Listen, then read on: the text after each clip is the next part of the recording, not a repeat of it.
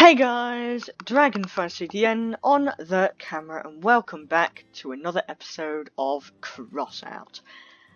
I'm gonna do another tutorial because I currently have nothing else to do.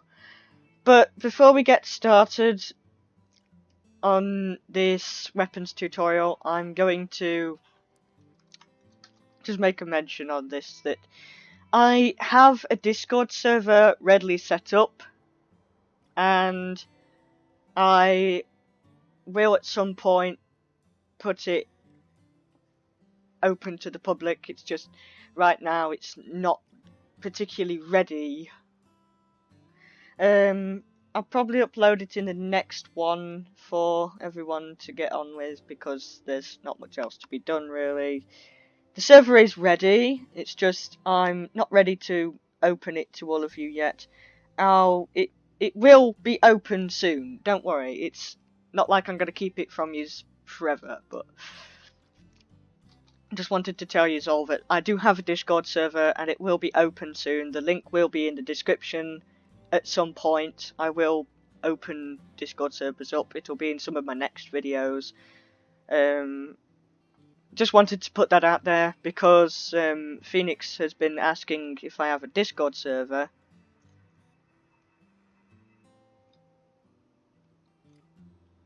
What the hell was that?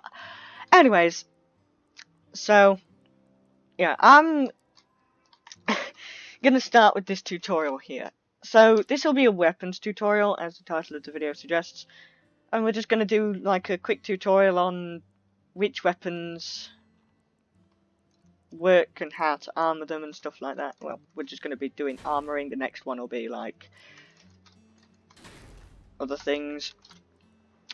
Now, what I see most commonly for builds is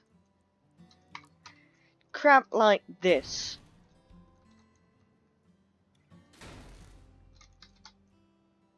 Like, people will build out like that, then they'll take their weapons and they'll just do this.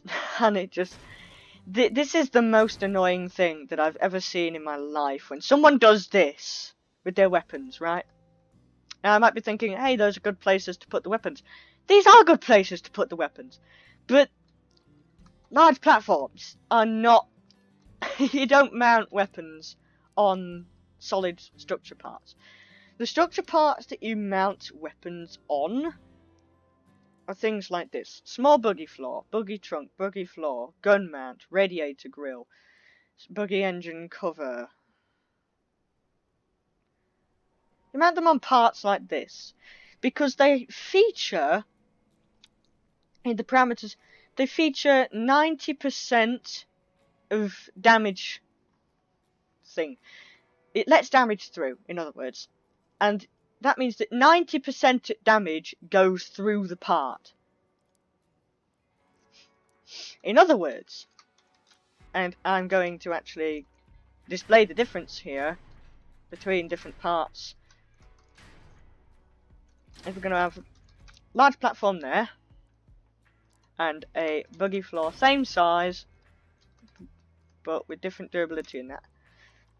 We're actually going to time, roughly, how long it takes for that part to be, you know, destroyed. Just building this dead quick. So this is going to be a mounting system. So with this weapon, it's the fidget. It's a fun weapon, this.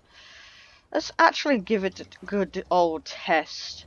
How long this takes to destroy the part. Firstly, we're going to do this part. 1 shot, 2 shot, 3 shot, 4 shot, 5 shot, 6 shot, 7 shot, 8 shot. Takes 8 single tap fire shots. And this one. 1, 2, 3, 4, 5, 6, 7, 8, 9, 10, 11, 12, 13, 14, 15, 16, 17, 18, 19, 20, 21, 22. 22! You see the big difference there? And the gun takes a good load of shots anyways to take off. But you see the difference that I'm talking about though is that the bullet pass-through, this entire feature here, despite having 16 points of durability and much more power score, is the fact that this 54 points of durability, it takes all of that. So that's stripped off first. But this having 16 points of durability, but 90% bullet resistance or pass-through or whatever you want to call it, means that it doesn't take all that damage, as you saw. So it lasts longer before it's removed. Another good thing is to mount it on the cabin, because then that means it can't be removed, full stop. You have to either destroy the vehicle or shoot the gun off. Another good thing is this gun mount here, because again, saying it has 90% bullet shoot through, resistance, whatever you call it, but much more health. It's got 38 points. The radiator grill also does the same thing with 90% resistance, although the buggy floor has more hit points for some reason.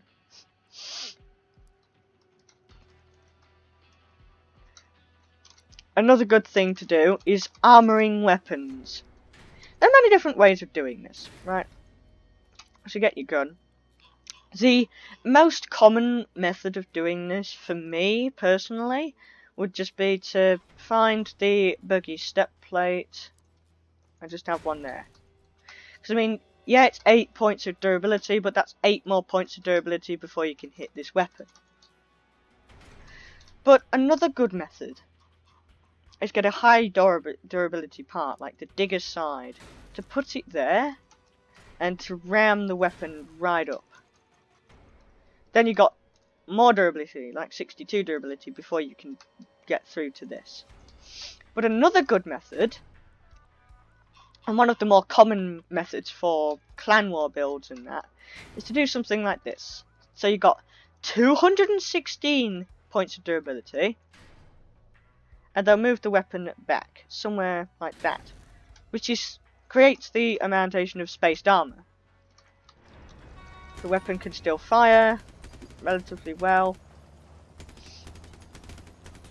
but if you got hit with a cannon attempting to hit your weapon, my mouse appears at the top of the screen.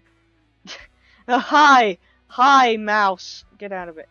Alright, so over here we've got all this going on. So if the cannon was then to come through here, it would have to hit this part, of which it has a blast radius somewhat around there. So it can't reach the weapon, or it does minimum damage to the weapon.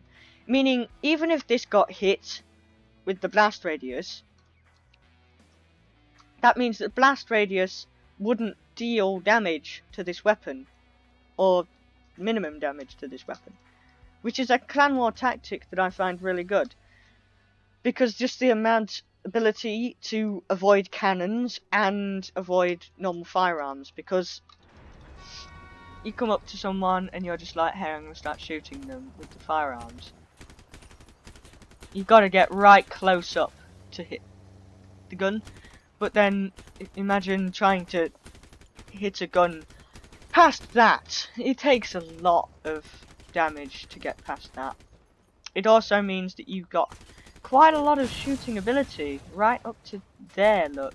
You can shoot quite close to the build. And when talking about shooting somebody else up, like, this kind of stuff gets really good. Can do it a lot of damage. And then finally, raid builds.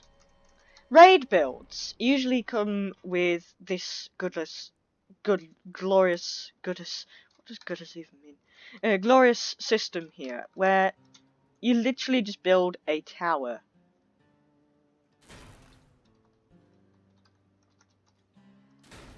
Like, somebody would just do this.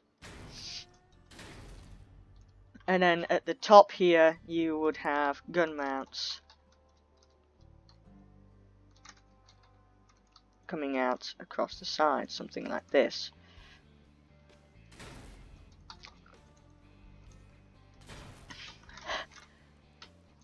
And then it would have plates coming out of the sides as well. Something like this. And then you'd have, you know, your weapons flipped upside down to be mounted there, there, there, and there. You know, something like this. I'm probably going to turn this into a proper build off camera, but this is good for raid builds. You know, obviously before it started to do that. But the reason things like this are good for raid builds is because the AI controlling enemy raiders doesn't shoot for the weapons, it shoots for the cabin. And you want to keep your weapons as long as possible. So putting the weapons up here on something like this means that your enemy raiders are going to be hitting your cabin, right? They're going to be shooting at you like this. And every now and then they'll hit this until that either pops off, but you'll die before that happens. Right, let's give this a test from the bots around here. Right. Come up here, the bot appears. Noticeably enough, the bot is shooting the cab, not the weapons, right? He's aiming specifically for the cabin.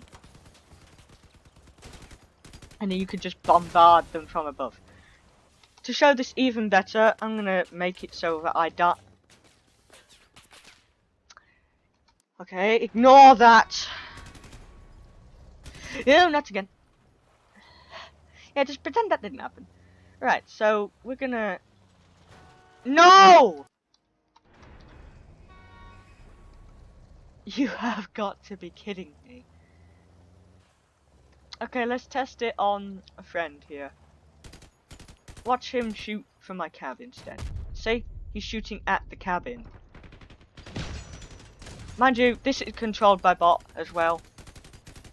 So you just power out the weapons, and then they come close to you, and you can just easily destroy them.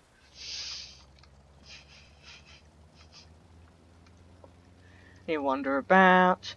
But the bots shoot for the cab, right?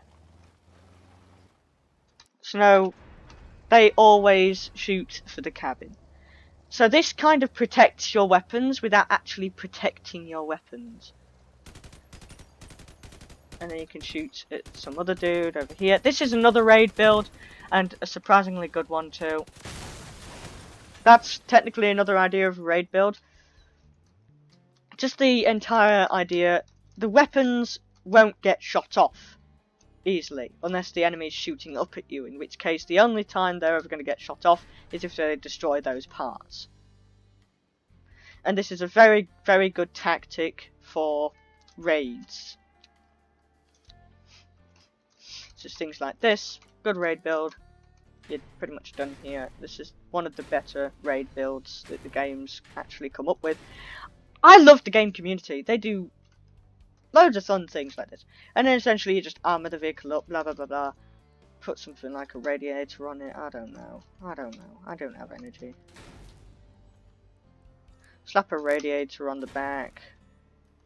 A much older thing that the devs have worked on now is bots shoot at generators now. What people used to do is they just used to slap the Jenny up on top like that. They used to just have that, like that, so it would be out of the way. But the devs fixed that now, so generators now get shot at by the AI. So undermounting generators in raids works pretty much just as well. Right, so you just slap a generator underneath the vehicle and you're good to go, because the bots officially shoot at the generator. My keyboard stopped working again. I, to be honest, never liked the idea of the bots being able to shoot at generators, but hey ho, that's a thing that happens now. Anyways, I hope you learnt something from this second tutorial video. Just tutorials, I suppose. As I did mention at the beginning of the video, we will be having a Discord server up soon. It's just I'm not ready yet. Anyways, I hope this helped, and I'll see you all in the next one. Bye bye!